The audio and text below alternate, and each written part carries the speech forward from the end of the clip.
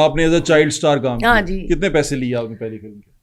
उन फिल्मों का तो नहीं पता, जब छोटी रोल करती थी, लेकिन जब मैं पहली दफ़ा आई ना, वो मेरी फिल्म थी दुबई चलो। बड़ी हिट मूवी, हैदर चौई साहब उसके डायरेक्टर थे।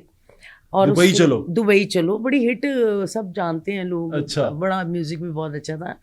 उसमें फर्स्ट टाइम मुझे एक अच्छा चांस मिला।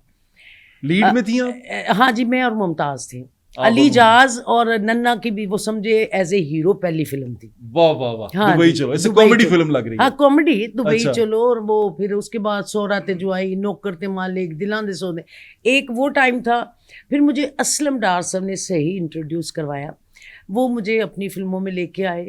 फिर उन्होंने मेरे ये छोटे छोटे रोल छुड़ाए। उन्होंने कहा अभी देखिए मैं आपको हीरोइन ले रहा हूँ। तो मैं ज़ाहिर है एक हीरोइन की टिकट लेके कोई बंदा जाएगा तो वो फिर हर फिल्म में वो लड़की नज़र आएगी तो उसकी इतनी वैल्यू नहीं।